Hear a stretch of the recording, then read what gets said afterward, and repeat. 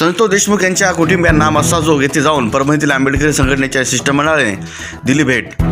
बीड जिल्ह्यातील मस्साजोग या गावचे सरपंच संतोष देशमुख यांचा निर्घृणपणे खून करण्यात आला। या घटनेचे पडसाद बीड जिल्ह्यासह संपूर्ण महाराष्ट्रात पाहायला मिळाले। तसेच परभणी जिल्ह्यात संविधान प्रतिकृती विटंबना झाल्यानंतर आंदोलक सोमनाथ सूर्यवंशी याचा पोलीस कस्टडीमध्ये झालेला मृत्यू तसेच आंदोलनाचे नेतृत्व करणारे आंबेडकरी चळवळीचे नेते विजय वाकोडे यांचाही या दरम्यान ताणतणाव झालेला हृदयविकाराने मृत्यू घटनेसंदर्भात परभणीतील आंबेडकरी संघटनेच्या वतीने तीव्र आंदोलन करण्यात येत आहे। त्याच पार्श्वभूमीवर या तिन्ही घटनांच्या संदर्भात प्रशासनाच्या वतीने ठोस पावले उचलण्यात आले नाही असा आरोप आंबेडकरी चळवळीच्या विविध संघटनेच्या पदाधिकाऱ्यांच्या वतीने करण्यात येत आहे। त्या अनुषंगाने आज दिनांक 27 डिसेंबर रोजी परभणी येथील आंबेडकरी संघटनेचे शिष्टमंडळ आज मस्साजोग येथे संतोष देशमुख यांच्या कुटुंबियांना सांत्वनपर भेट घेण्यासाठी आले होते। या शिष्टमंडळात प्रामुख्याने आंबेडकर चळवळीचे दिवंगत नेते विजय वाकोडे यांचे चिरंजीव आशिष वाकोडे, माजी महापौर तथा आंबेडकर चळवळीचे नेते रवी सोनकांबळे, सिद्धार्थदादा भराडे यांच्यासह इतर पदाधिकारी उपस्थित होते।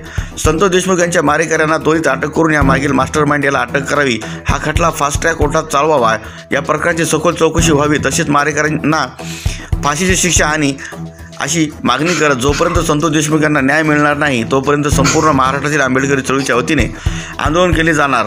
मारेकऱ्यांना सरकार पाठीशी घालत आहे असा आरोप कार्यकर्त्यांच्या वतीने करण्यात आला। देशमुख कुटुंबियांसोबत महाराष्ट्रातील सर्व आंबेडकरी चळवळ खंबीरपणे उभी आहे असे त्यांच्या बंधू धनंजय देशमुख यांना सर्वच पदाधिकाऱ्यांनी बोलताना सांगितले।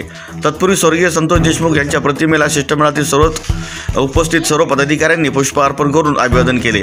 सरपंच संतोष देशमुख, सोमनाथ सूर्यवंशी, लोकनेते विजय वाकोडे यांना न्याय मिळणार नाही तोपर्यंत हा लढा चालूच राहणार असल्याचं माध्यमांशी बोलताना शिष्टमंडळातील पदाधिकाऱ्यांनी सांगितलं आहे। या शिष्टमंडळात प्रदीप वावळे, चंद्रकांत लहाने, सकाराम टेकुळे, अर्जुन पंडित, सुशीत वाघमारे, गौतम खिलारे, प्रवीण गायकवाड, गौतम धाबाले, अविनाश आंबोरे, अनिकेत उबाळे, संजय कुमार खिलारे, राहुल मकरंद, अमित काळे, स्वप्नील ओवाळ, आंबेजोगाई, तुषार सोनवणे, मस्साजोग आदी उपस्थित होते।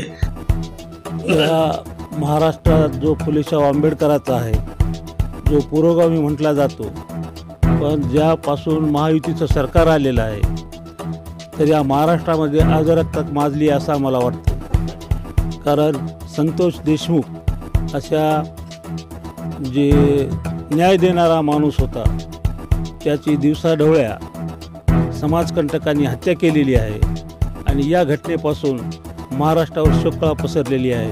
कारण की महाराष्ट्र ही संतांची भूमी असून महाराष्ट्र हा कोणत्या दिशेने जात आहे हे मुख्यमंत्री साहेबांना पाहावं आणि मुख्यमंत्री साहेबांना जे विधान केलं आहे की मस्साजोग आणि परभणी हे पर्यटन स्थळ आहे, तर हे जे त्यांनी विधान केलेलं आहे आम्ही याचा निषेध करतो।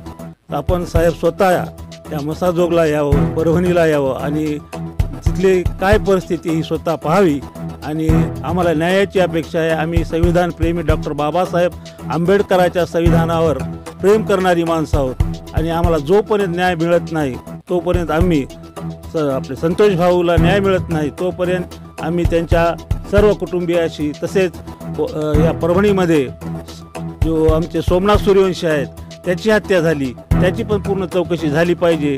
यासाठी हे आंदोलन आम्ही पूर्ण तडीस नेण्यासाठी आम्ही कटिबद्ध आहोत आणि आंबेडकरी समाजाच्या वतीने आंबेडकर चळवळीतील प्रत्येक कार्यकर्ता नेटाने या आंदोलनामध्ये सहभागी होईल यासाठी आम्ही आज इथं आलेलो आहोत। सर्वांना जय भीम।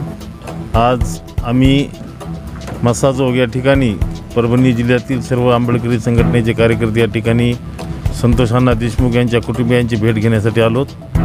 या भेटीदरम्यान एक गोष्ट जाणवली आहे की या महायुती सरकारमधील गुंडांना या महाराष्ट्रातील प्रत्येक जातीचा, प्रत्येक धर्माचा माणूस या ठिकाणी यांच्याकडून पीडित झालेला आहे आणि अशा पीडितांसोबत आम्ही संविधानप्रेमी आंबेडकरी जनता म्हणून यांच्या पाठीशी ठामपणे जोपर्यंत न्याय होत नाही संतोषांना देशमुख यांना आणि सोमनाथ सूर्यवंशी आमचे लोकनेते विजय वाकोडे साहेब या सर्वांना जोपर्यंत न्याय होत नाही तोपर्यंत या महाराष्ट्रातील प्रत्येक नागरिकाने या राजकीय गुंडांसोबत आपण भिडण्यासाठी आपण सर्वांनी ठामपणे उभं राहावं एवढेच या ठिकाणी बोलतो।